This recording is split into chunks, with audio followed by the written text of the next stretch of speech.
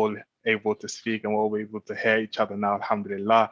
So if I can kindly start off with Brother Luqman, I did a very kind of one-liner intro, but inshallah, I want to give you the opportunity to introduce yourselves to the brothers and sisters on the call, a little bit about yourself, who you are, what you do, and I guess how long you've been doing it as well. So let's start with Brother Luqman, and then inshallah, we'll move to Brother Abdul. Bismillah. Okay, assalamu alaikum wa rahmatullahi wa barakatuh. I think you picked my intro from the first sentence of my LinkedIn profile, which is more or less like a CV style. So, but alhamdulillah, I think that summarizes it. I am a consultant. I have been in consulting for the past 17 years now, which is why what you read was dated. I started my journey back in Nigeria with Accenture. Accenture is a global management consulting, technology, and outsourcing firm. I started almost straight out of school. So I went into consulting into Accenture via the graduate scheme.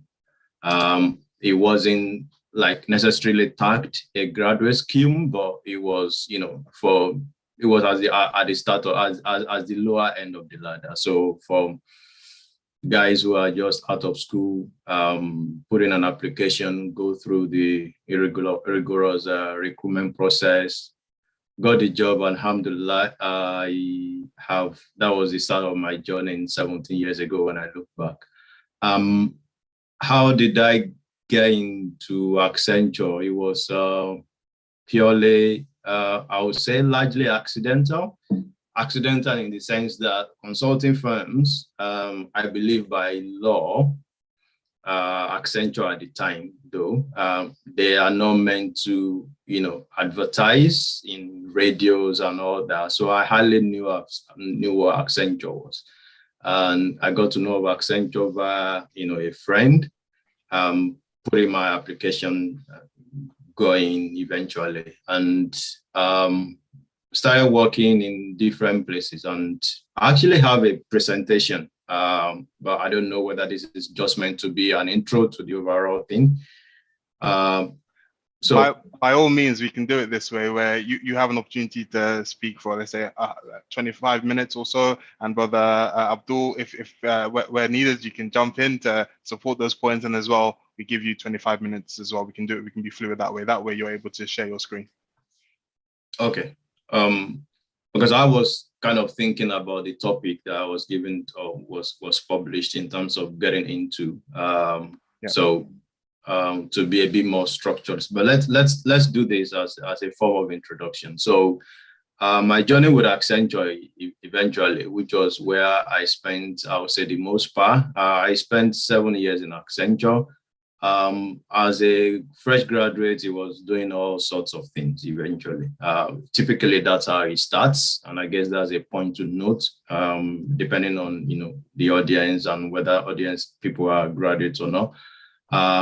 You start from doing, because you are the most junior person in the team, you're going to have to do the most basic stuff like photocopying, documents, like being sent on errands to go deliver, proposals to clients, all sorts of things really. But the bottom line there is the way it works in consulting, and people will tell you, is if you don't do the simple things right or well, how would they trust you with the big things? And for me, that was a lesson that if you are asked to do photocopying in those days, I doubt if it's still done. Well, I think it will still be. Or printing, or, working with creative services to, do binding or proposals and delivering to the clients, on time. If you don't do those things right, how would people trust you with the big things? So that was a lesson, learned quite quickly.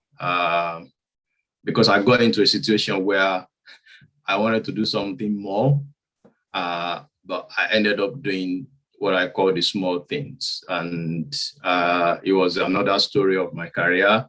But the lessons learned was what I've just enumerated. It was, doing those basic things right eventually gave, people the opportunity, the confidence that if they trust you with, more serious things, you are going to deliver on it. And that role that I did at the time, which I considered a very basic, mundane role, happened to be the stepping stone of me getting into SAP consulting, if I'm precise, in terms of my consulting skill set. SAP consulting is what I do predominantly. So that role that was mundane was the stepping stone into SAP, and I still do SAP today. And I'm probably wondering, if I hadn't done that mundane role well, maybe I wouldn't be here, Allah knows. So the journey in Accenture ended when I relocated to the UK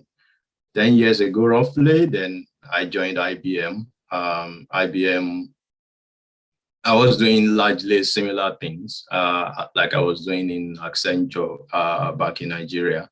While in Accenture in Nigeria, I was, I was like an analyst, grew to become a senior consultant leading teams, working with global companies, implementing SAP solutions for them, working with people from all over the world and meeting up at different places. So moving to IBM in the UK was relatively doing similar things, but in a different environment. And that also had its own different challenges.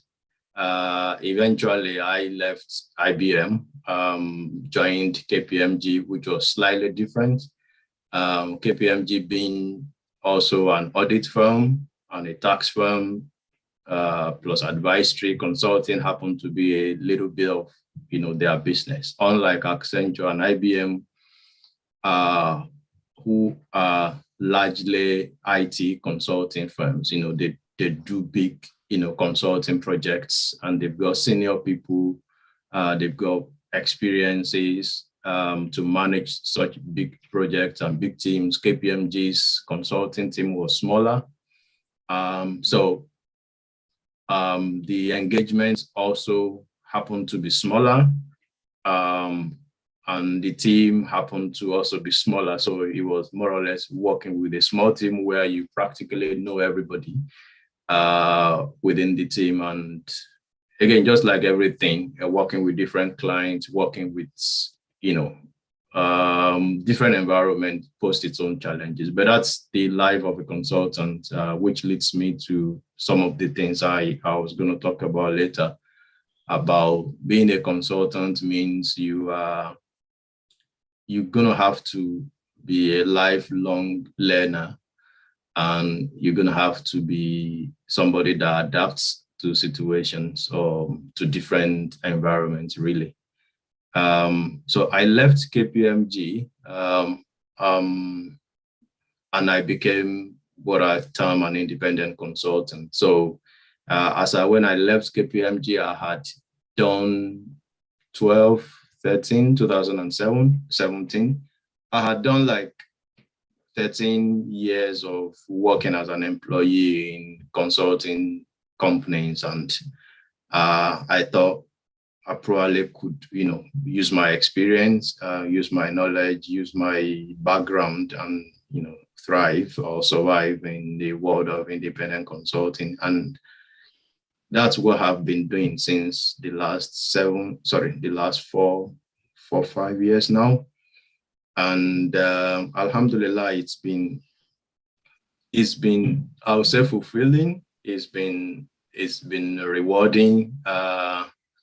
It's been different from working with a consultancy, because when you are an independent consultant, you are working for yourself.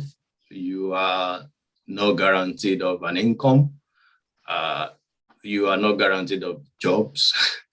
And that's the midst in which an independent consultant works. But if there is a skill, and there is a skill that is in demand in the market, then there would, typically be something, or there would typically be jobs to be done.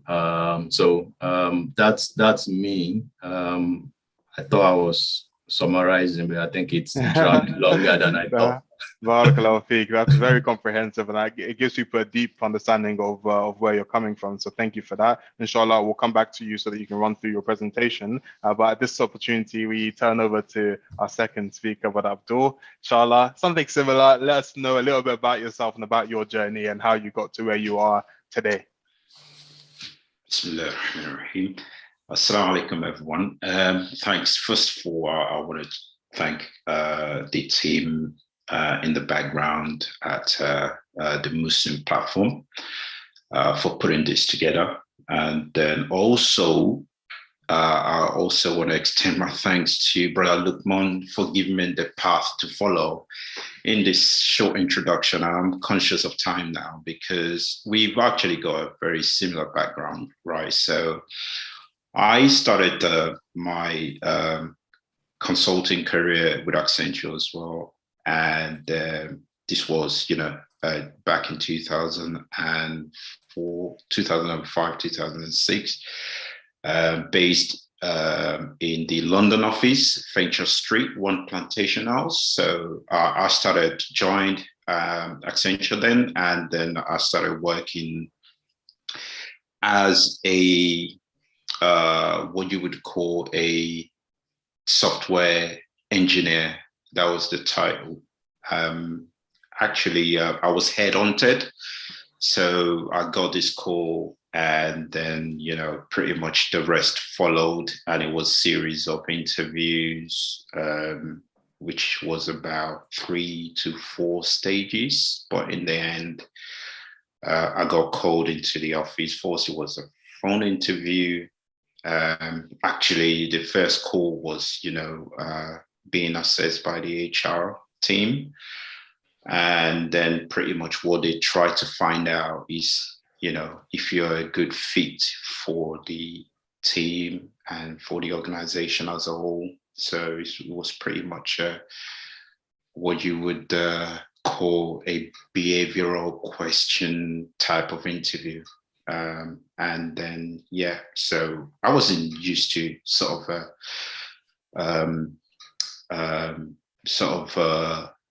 behavioral interview questions at the time. So pretty much I just, took the interview, took the question and answered it to the best of my ability. And then, you got to a point, successful in the first stage, second stage, and the third stage, I got invited into the office to meet one of the senior consultants. And then, we had this chat, and then pretty much, alhamdulillah, they were happy. And then, that's how I got started. So my first engagement at Accenture, as far back as I can remember, was for a public services project for the HM Courts and Services.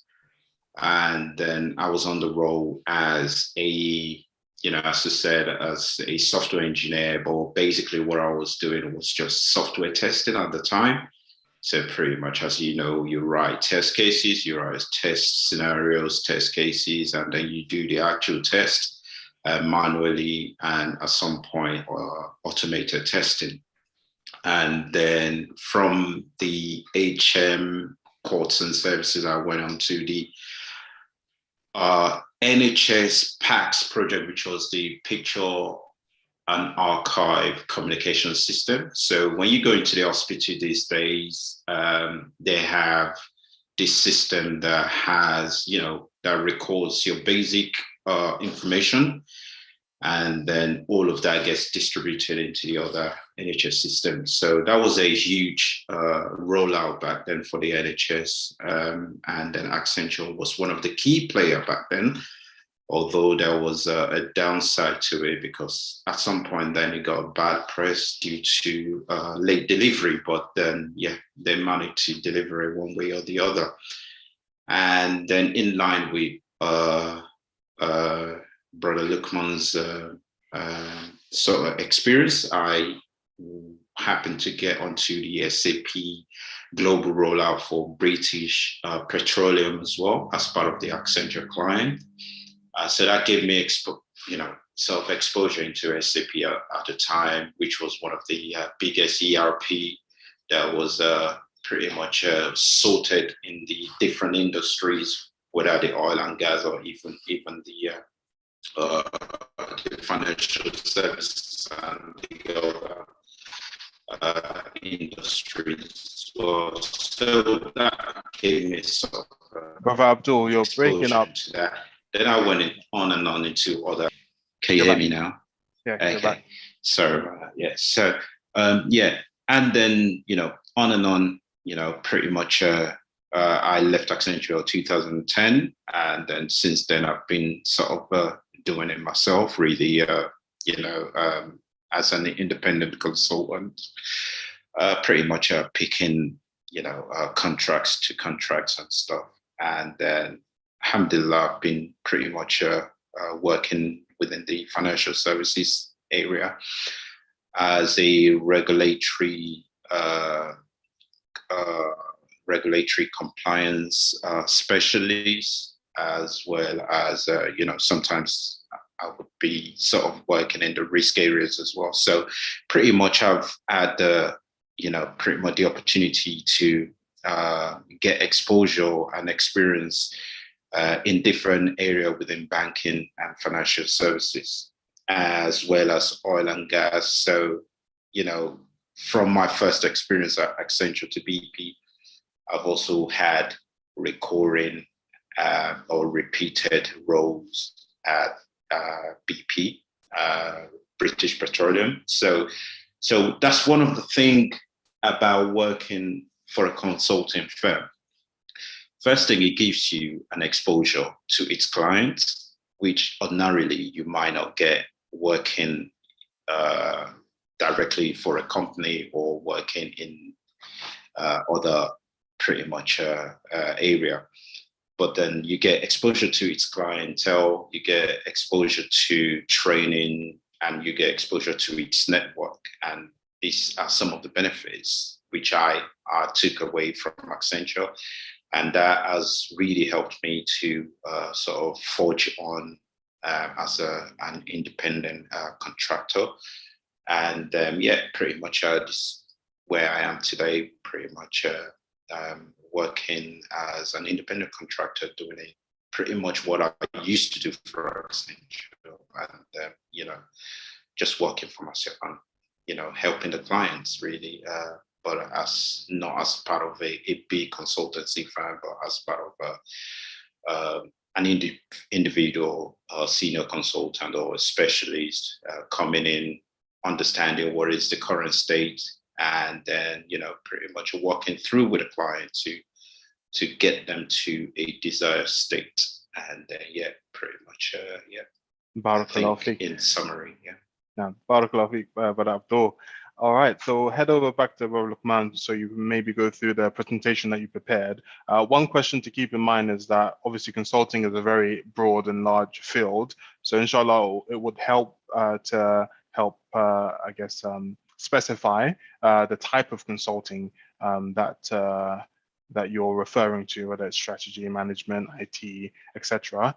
And where possible, just try to explain some of the differences, perhaps some of the big players in the different types of consulting as well, so that those who are joining from the perspective of they have some interest and they want to do some further research, they have a number of, leads to follow up on afterwards to figure out what their recruitment process is like and what their schemes are like.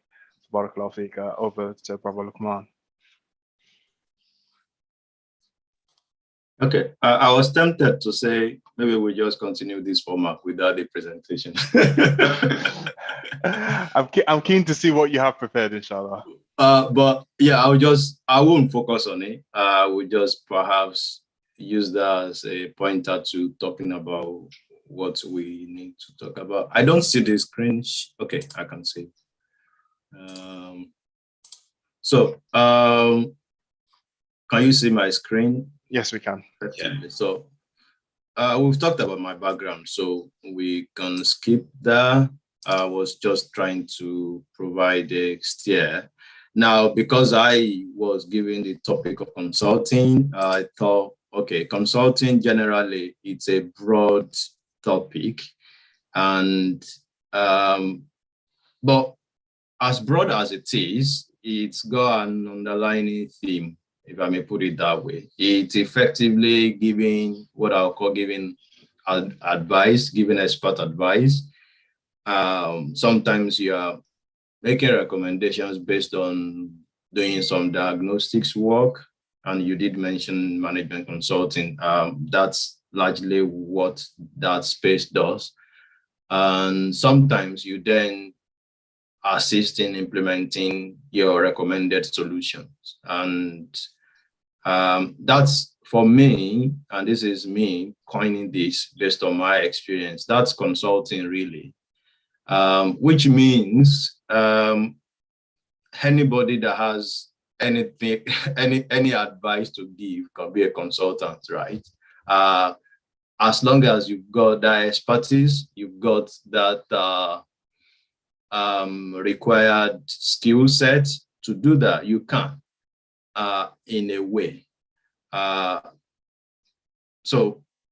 But there are then different areas of consulting. I think what we're talking about here is largely the management consulting space. But in reality, I have a friend who is worked in geology for a number of years and is now consulting. I've worked with people who have kind of, retired and they become consultant to people. So the term consulting is broad. That's basically the point. But for the purpose of this conversation, and I'm happy my brother as well, Abdul, is we are largely similar. We're talking about management consulting, but I would say within management consulting, we're talking about IT consulting. And as for me personally, I sit in the ERP space because that's what I've always done. And I'm trying not to speak jargon a bit here, but ERP is basically a bunch of softwares. We've mentioned SAP a bit. SAP happens to be one of them. They are just a software product that's highly integrated, links different business processes together, and organizations typically use it as a source of either storage, retrieval, analysis, data. Basically, they use it to make business decisions. So that's in a summary of what I thought I clarify, or I try to expatiate a bit more here, that for the purpose of this conversation, and it's largely, I'll say, IT consulting, which sits within management consulting. I am not a strategy consultant. I probably, interacted with them, but, we do hands-on rather than them in a way. Now, you did mention things like mentioning the big players and how people can get involved. So in what I have seen, and this is a combination of my experience in Nigeria and the UK, I believe there are two routes to consulting. And when I say consulting, I'm now specific to management consulting,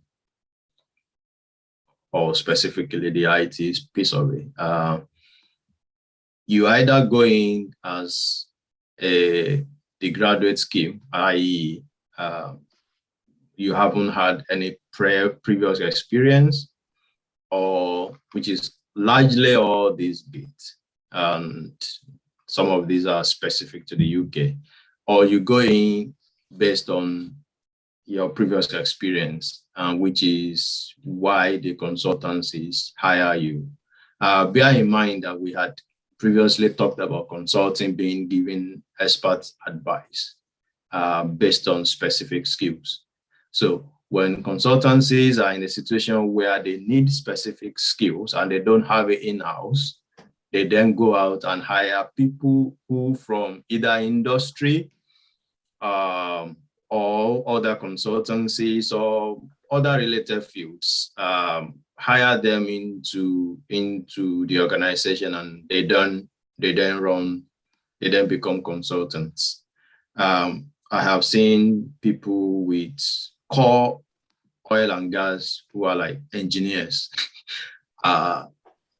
working for Schlumberger, for example, at the time, being in oil fields in the deep ocean, being employed into consulting to come and work in oil and gas strategy projects. That is sometimes the way consulting works. So because consulting is not taught as a course in universities, as far as I know, it's more or less what I'll call an acquired skill based on either plugging into consultancies or developing, your route, your own expertise, and then giving that advice and being able to stand on your own. So people will either go into consultancy or become independent consultants, which is largely the route that Abdul and myself have taken. And I must say, for starting a career, working with consultants is actually one of the best ways to start a career, largely because it exposes you to the world of business, I would say quite quickly.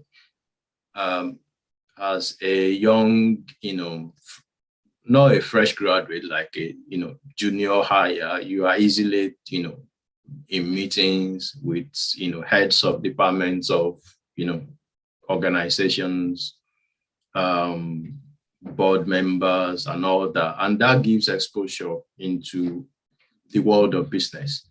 And as you then carry on, interacting and working with people in that world of business, certain things will rub off on the individual, which is the view of the workplace, businesses, and sometimes shaping, how the individual or the consultant also sees life or sees where they want to be.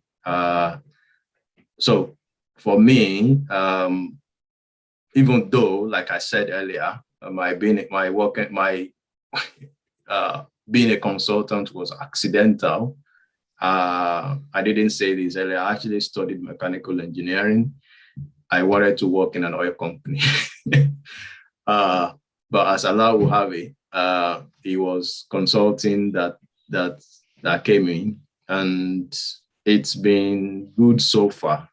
So working with consultancies, I can go on and talk about the advantages and benefits of working in there. But I think sometimes they are apparent.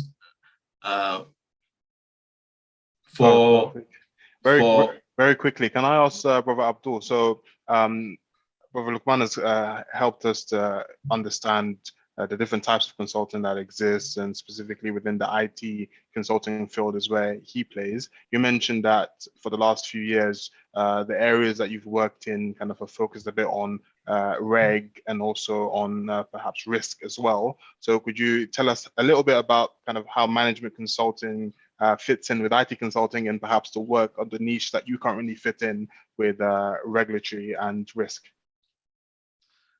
Right. So can you hear me? Yes. Yes. So pretty much as a consultant, I think the first thing you need to have is industry expertise in a particular field, right? So you could be, as the brother said, you could be sort of an engineer, or you could be an IT person. And then, as you know, IT itself is vast. You could be a developer, you could be a designer, you could be a tester, you could also be a business analyst in IT or in other area. As for me, background industry or sector-wise is mostly I've found myself working within the financial services. And then, as you know, financial services, that's huge as well. So pretty much I get myself involved mostly in the risk and regulatory compliance area. Now, for a consultant, I think your main job is to, excuse me, take your client from a current state in terms of where they currently are as related to the different business areas, whether in HR, whether in the finance area, or in the actual as for, in terms of banking. It could be in terms of in their investment area, or in their front office area, or actually in their risk area. So the reason why, as a consultant, the reason you're needed is because this organization at some point and every point would have specific issues or problems. And then they will be looking for a way to resolve those problems. And these problems comes in different fashion. It could come in a way, this problem could be or could appear in a form of whereby the business has grown to a level and the management has got an ambition to grow the business even bigger than where they currently are. So part of what the business will do is to bring in, if they haven't got the capacity or they haven't got the expertise within in-house, is to bring out external experts or people with deep industry knowledge to come in and assess their current, state of being, or the current business state, and then project a target for them, that where they could be in the next year or 5 years to come. So it's not a one-time decision. It's something that, they have to carry out or conduct a lot of research, assessment, and look at the whole organizational structure, and then be able to come up with a current state and then project, okay, if you can put all of these things together. I'm making recommendations to them that if you can put all of these certain things together, that would help to propel you and grow your business to where you deserve it to be.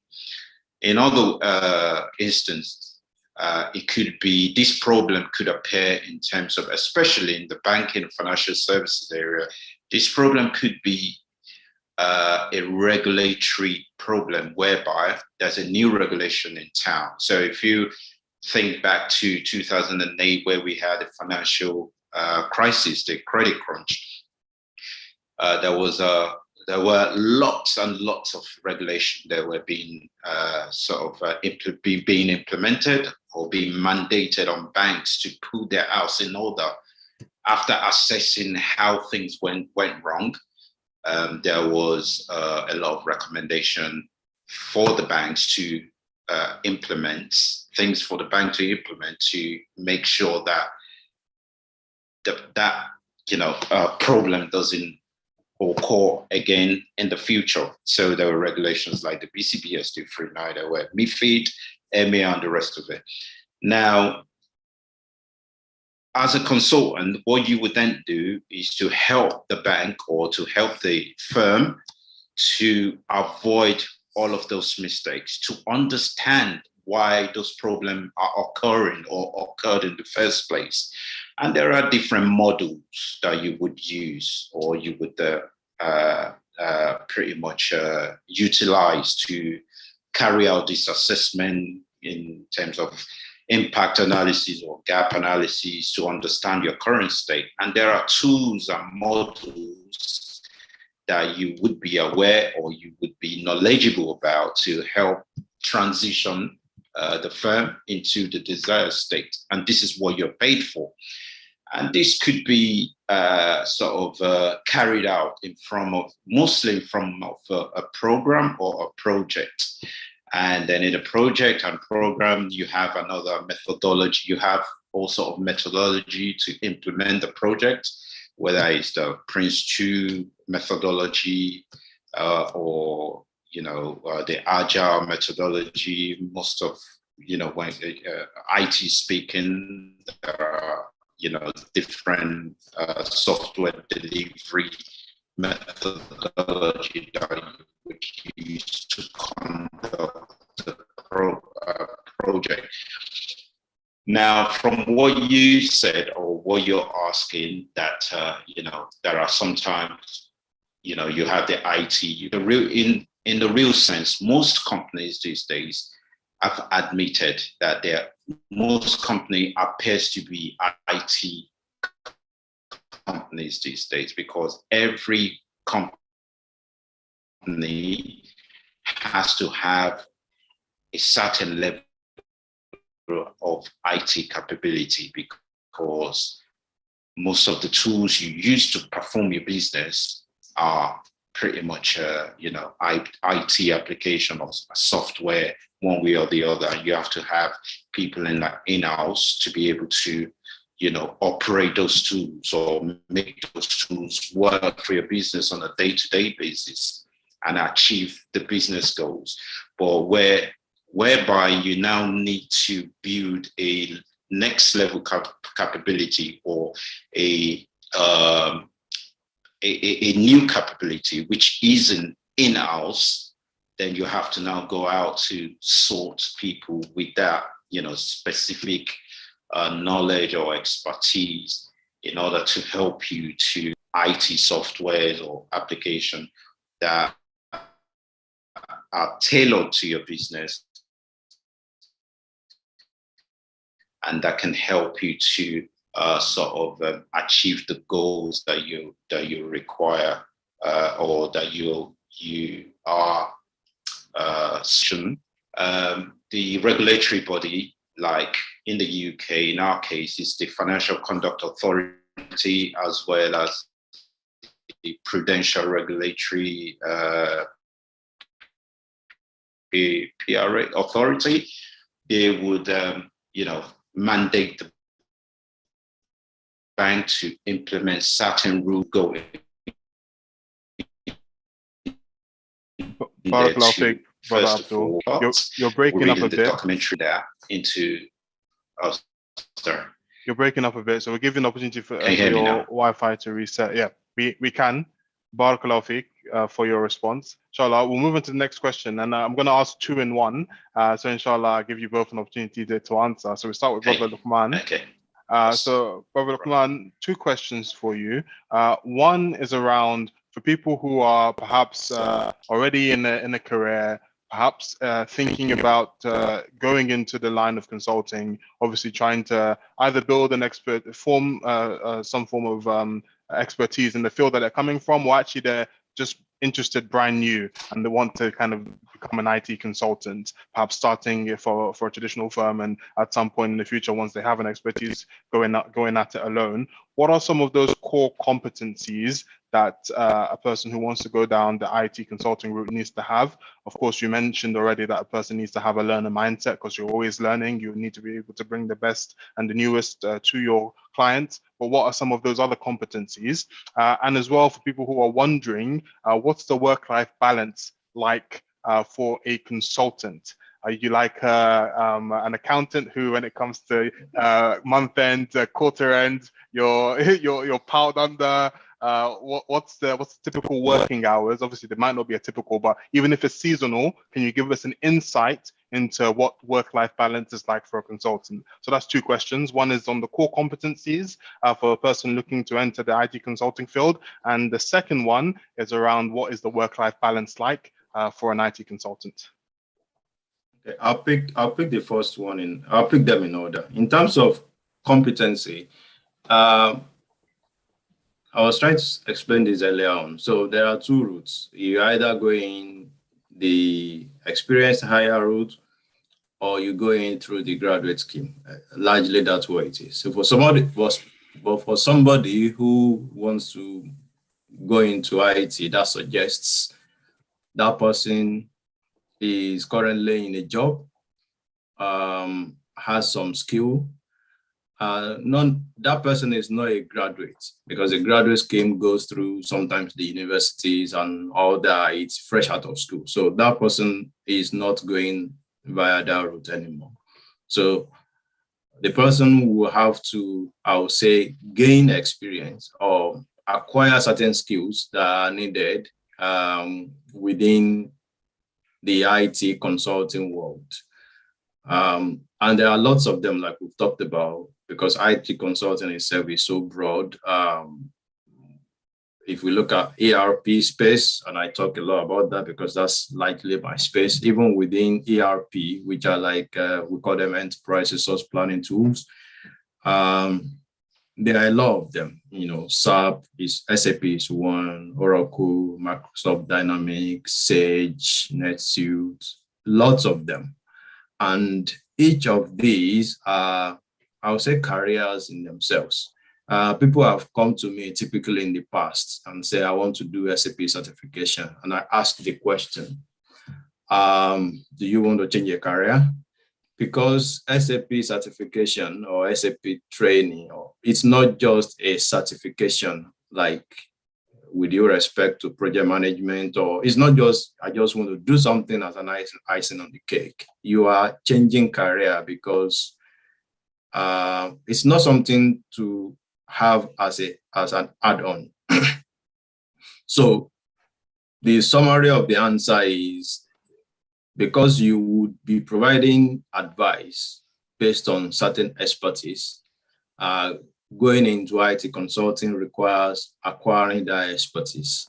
And ways of acquiring that expertise is largely retraining yourself in any of the areas that, I'll say closest to the previous experience to make the learning journey easier. So if somebody is already, what's the example I can use? Somebody is already working in a bank, for example, and has been, using the banking applications day to day, and wants to, get into IT consulting. It might be easier for that person to go the software route, that person has been used to, if you get what I mean. So if somebody has been working in an oil company and the oil company has SAP, so he or she has been an end user, it might be easier for that person to go to SAP and learn SAP. So retraining in a particular IT skill, if it's data, if it's business analysis, getting that expertise is the starting point, I would say. And after that is then finding an environment that would help, I would say, acquire the consulting skills. And that's where getting a job, perhaps in an IT consulting company, no matter how short, that duration would be, I would say it's important, because there is a specific IT or consulting way of working, and you don't want to be found out effectively. So getting the skills, finding a learning environment to gain the skills, and finding an opportunity to work in an IT consulting, to acquire, meet clients, work in a real life project. And those would then be, things that will add up to that person, and that person could then decide either to stay in the in the consultancies, or work for an employer, or decide to go on themselves. That's the answer. That's my response to that first one. Right. On the work-life balance, it's not balanced.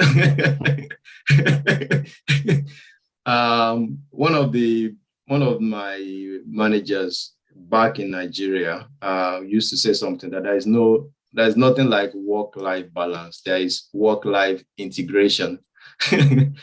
And I think in the world of COVID, we're beginning to realize that. But specifically about consulting, it's work-life balance. I think it's challenging.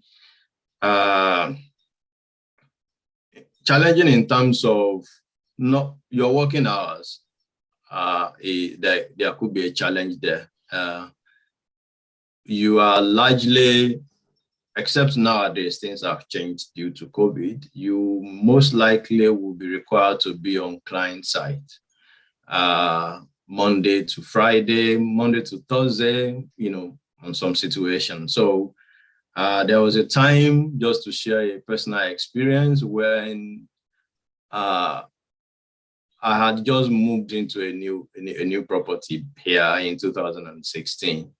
And after like a year, I was joking with somebody that I've never slept 7 consecutive nights in the house because I was going Monday to Coventry, back on Thursday nights and the project ran for over a year. And that's not uncommon for a consultant. I was probably even lucky. Some were traveling to Europe, and you are flying, early Monday morning to Spain, to France, coming back on Thursday. It has its own good side. I got a lot of Hilton Honors points, which I then used to go on holiday with the family. But the point is, sometimes you have to be away from home. I would say in the world, post-COVID world now, hopefully, maybe a lot of that will reduce, but that then leaves the working hours as well. So the working hour, you may be at home, but you are not at home. So you can be at home physically, but you are locked in the room because you are, you're having meetings and all that. Or you can even be downstairs with the kids, but your mind is actually not even at home. So it comes in different shapes and forms. I can narrate, consequences of that in my personal life sometimes, but it is part of what comes with the job. So maybe another word of caution is getting into this without meaning to scare people. It's good to also know what comes with it. The lifestyle is, I would say, the experience, the exposure, the knowledge, you would be exposed, a lot. But professionally, you will grow perhaps, at some point, maybe faster than your colleagues that are in the industry. But sometimes it comes at that cost of, the work-life balance that we've talked about. And it now kind of depends, one, on the organization, on the person as well. I think in the UK, if you're working for a consultancy, it's probably better because, you could legitimately ask for, flexible working hours if that's something you want to do.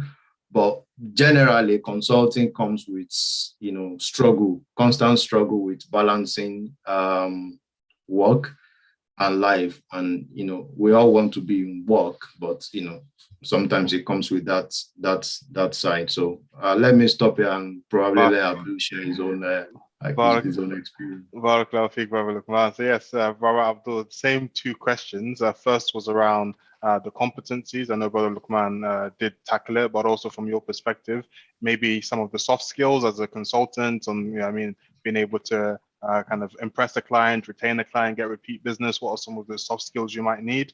And also from a work-life balance perspective, what has been your experience? Right. So I think one thing for sure is that consulting is not a 9-to-5 job. So it's very, very challenging balancing, work with a family and, any other commitment that you've got. So I think for someone thinking of getting into consulting, I think one thing the person should know is that consulting is not a 9-to-5 job.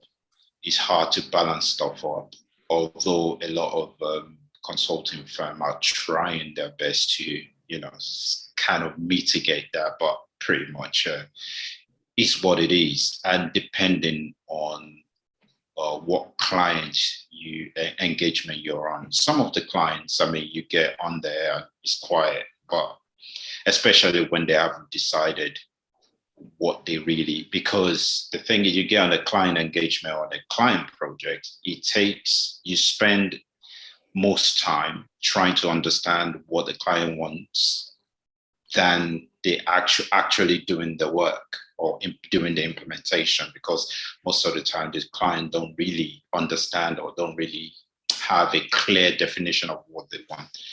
So yeah, it's not a 9-to-5 job, and you just have to juggle things around. And as the brother clearly said, it's imbalance. It's not. You will find yourself on the road most of the time, traveling. I remember my first engagement, as I said, HM Cuts and Services. I, would travel to Newcastle. It was based in Newcastle, so I'll be there from Monday to Friday. So I travel on Sunday evening sometimes. I fly there Sunday evening sometimes, or on Monday morning, and then get back on Friday evening if I'm able to get a flight back. So it's that pretty much challenging. In terms of time-wise, you have to give a lot more than you would give to regular jobs, right? So, but it does compensate for that in one way or the other. But then I guess you just have to go with that understanding so that you're not caught unaware. And also the other thing as well is that, it takes a long time to climb the career ladder. So you have to go into consulting with a lot of patience. But one thing that does help is once you're in there, try to identify a mentor, like someone in the senior team to work with, get them to know you and then be visible to them and make them understand that you are sort of mirroring them and always ask questions. So that would sort of help. But then it's really, really challenging to climb the ladder, in consulting. You have to be really patient and be focused. Also, as the brother said, it does give you a good exposure to industry sector. It gives you really good exposure to clients, and then, pretty much that helps you if you decide to leave at some point. Once you've got that visibility and exposure, pretty much, what then happens is that you get recycled with the same client or similar client in that sort of industry or sector. And then network is something you can't put a value to, right? So if you get network to, your colleagues and then some of the people on the client side and all that. So it gives you a really strong network that if you know how to, as well as training. I think back at Accenture, can you hear me? I think my internet is... Yes, we can hear you. So back at Accenture, one thing that was readily available was training. And then, you have that training. And in fact, you are encouraged to, invest in yourself in terms of all you have to do is invest the time to take this training, because the firm would have paid for the trainings. Anyway, so in terms of competencies, I think you've got to be able to demonstrate leadership skills. So you've got to show that you are able to, lead in all sense, whether leading people or leading work, starting and finish. And then you've got to be in terms of being adaptable, because as I said, a lot of things do change when you're working on the client side or working for a client, because the client today, one day they say, yeah, we want this. The next day they say, we want that. And you've got to be able to be adaptable to the changes. And then if you're like me working in the regulatory area, there are lots and lots of regulatory regulatory regime or regulatory requirement that comes in every day. And even the one that has been already been implemented, there are lots of remedial work that you need to do just to make sure that the firm not only compliant, but maintains and continue to be compliant to those rules. Because if they are not, there are lots of penalties, like, that they would be given or they would incur if they are found not to be compliant with those rules. So, changes, lots of changes would come your way. So you've got to be ready to take in those changes and be adaptable to those changes. The other thing as well is, as the brother said, that you have to be very receptive in terms of ready to learn. You got to be able to take in knowledge in terms of, I used to think when I finished uni, I used to think that was I don't really have to learn anything anymore because, I've got my degree now. But then I found myself to always, even my children these days, they watch me and they're like, why are you always working? And most of the time when I'm staring at the screen, I'm just pretty much completing one training or learning something new. And then, pretty much, so you've got to be very receptive to learning. And I think most importantly, they say, that's a saying, that people who are not hardworking don't get, sent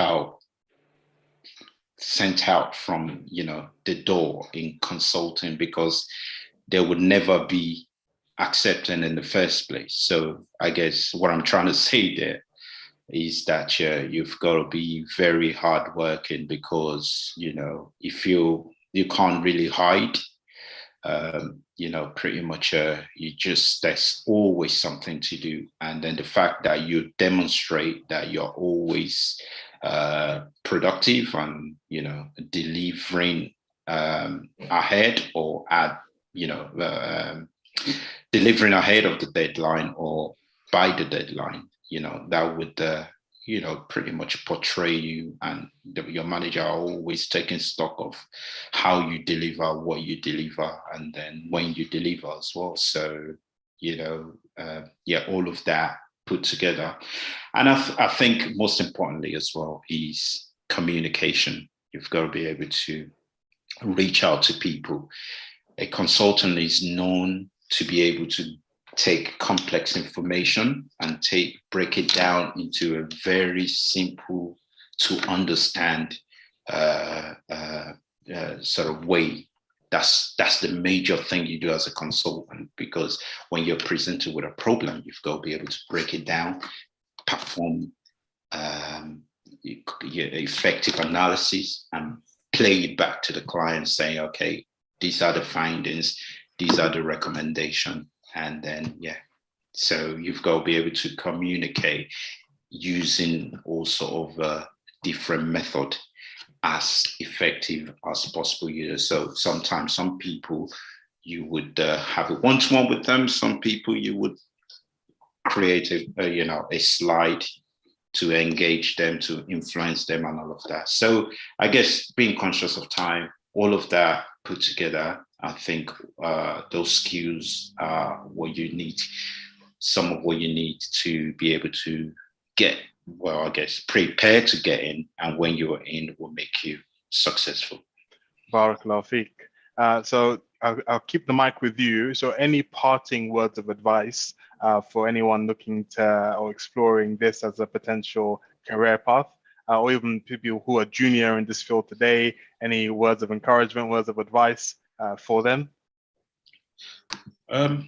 So I guess, yes, first thing is that know why you're going into it, right? So what are the, as a consultant, you want to go and make a difference. You want to help the client to be successful.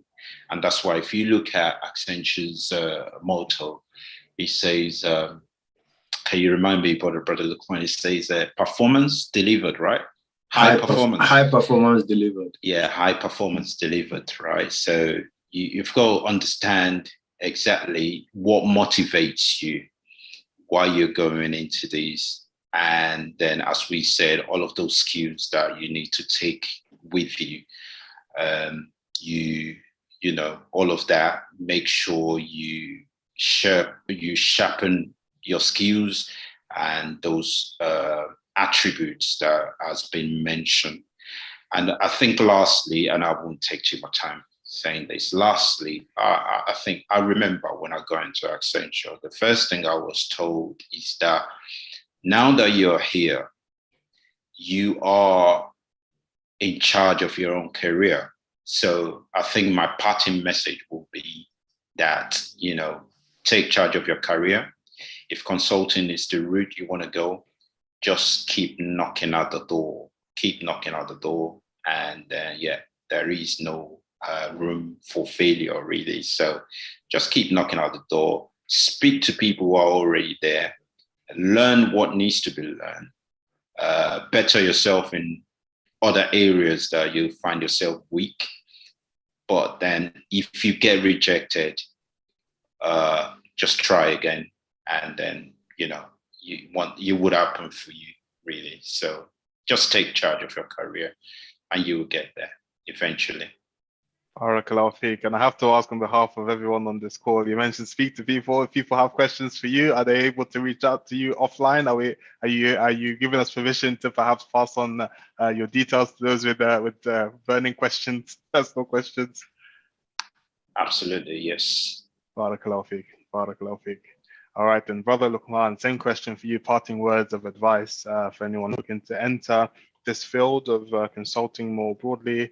Anyone perhaps early age or early stage career individuals as well. Any parting words of advice? I think for me, it would be to summarize what we've talked about. I hope it's been useful to anyone. It's also amazing how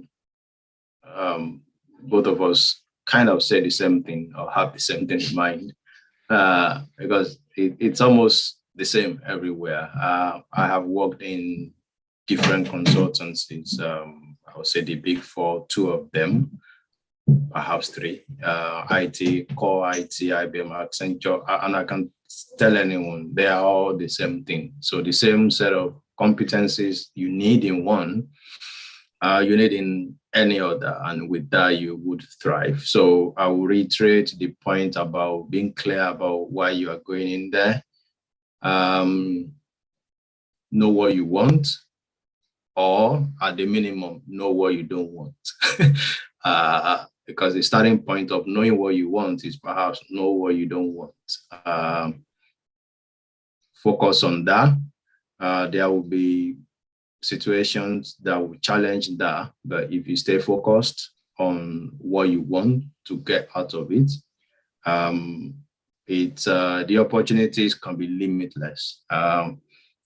People get into consulting and know they just want to get in there for a year to go into the industry and get a higher level, and they will do that, and that will be it. And they have the consulting experience on their CV for life. Some would get into consulting and know they want to become a partner, irrespective of what the challenges are, they will get there and they will achieve it. So knowing what you want, clearly defining why you're going in there and going for it. I think that would be one thing to add to that. and being flexible. Consulting is a career where you're going to have to be doing, you may end up doing different things at different times. You need to have what I call the core competence, and then your breadth. I call it the breadth. It's a T-shaped career as the teachers. You need to have that depth of, if they call Luqman in an organization, they know is known for something. If they are looking for something, regulatory, whatever, they will go to Abdul. You need to be known for something. Being a jack of all trades, so to say, not being known for something, it makes you less visible. And there is a saying, which I learned back in Accenture in those days: perception is reality. The way you are perceived is the reality, is the truth. Whether that is different from who you are is secondary. It's the way that people perceive you, that's who you are to them. So having that depth is very important, so that you are not just lost in the crowd. Because if you work for a global consultancy, you can easily be lost in the crowd, except you stand out. And the breadth is all the other skills. So if you are an IT consultant, then bits and pieces needs to add up, HR, change management, and all that. And all that will eventually, put you in good stead eventually at the end of the day. So having depth and breadth. And the other thing I'll add to that from personal experience is, in consulting, you are expected to do more than your day job. That's why part of what we said, it's not a 9-to-5 job. If you do the basic thing that is expected of anybody, you are just an average person in consulting. So if you are working, traveling up and down Monday to Friday on client sites, and that's all you do, you are just an average Joe in the organization. So you need to do beyond that. And how you do what you do beyond that, you sometimes need to create it, which is where either taking time off those busy days to focus on those extra things, or spending some of your personal time to do those other things. Some organizations are also that flexible to allow you. I remember KPMG, I think you have 6 days in a year to do community service and all that. IBM also have something similar to that. You could be training junior ones. You could be going for charity event on behalf of the firm. But those are the things that would differentiate you when it comes to annual reviews or performance evaluations. I've been in performance meetings where, when it comes to two people doing their normal stuff, what they should be doing, how do you rank one person higher than the other? And it then becomes those extra things that will rank, that will make, so whoever is able to do those extra things will basically naturally rank higher, because he or she is seen not to just be to care about his career alone. You are seen to care about the firm, the company. You are thinking long term about the company, the reputation of the company. So attending events on behalf of the firm, things like, in KPMG, there is what they call women in business, Blacks in business, those things. My summary is go beyond the normal requirement of the IT. And I'm saying that because some of us in IT consulting, we can easily get, sucked into or be a victim of that, where if we just focus on delivering what the client wants, knocking our head on doing the right solution for the client, but we end up not contributing to the firm, and then it tends to hamper your growth in the organization. So those will be my parting words. Consulting can be a good career, It can be very enjoyable. Exposes you better. It's about having a plan, knowing what you need to succeed, what you need to get ahead, because in reality, you are in competition every time, every step of the way you are in competition, and you are competing with the brightest and the best of minds, wherever it is. So it's finding that edge, how to stand out. Barakallahu Feek. And I have to ask the same question I asked about Abdul at the end. If people have burning questions, want to ask you specific information, perhaps looking for a mentor, are you happy for us to pass pass their details on to you? Yeah, that's fine. That's all right. Barakallahu Feek. I want to thank both our speakers, Brother Luqman and Brother Abdul, for taking out the time of their busy schedule to be with us today. I personally have taken a lot away from this. I think anyone who's in any type of kind of professional role, there's definitely nuggets that have been shared today that apply cross-sectorially. So it doesn't matter if you're planning to go into consulting or not. There are many gems that you can implement in your own life. So I want to thank both our dear brothers for taking the time out to share with us today. May Allah reward you, may Allah accept it from you and make it heavy on your scales. Barakallahu Feek. To everyone who also took the time to attend this series. I think a lot of people look forward to the Muslim Business series, and we're happy to continue to bring you programs. And alhamdulillah, we keep on seeing a very good attendance. And we want to thank you also. If there are particular topics that you're interested in, please don't hesitate to put them on the WhatsApp groups, and inshallah, we'll try our best to bring in the relevant speakers to tackle those topics. So once again, I want to thank both our brothers, Brother Luqman and Brother Abdul, for their time, and thank you to the crowd as well for making it. Subhanaka Allahumma wa bihamdika, ashhadu an la ilaha illa anta, astaghfiruka wa atubu ilayk. Assalamu alaikum wa rahmatullahi wa barakatuh. Alaikum salam wa rahmatullahi wa barakatuh.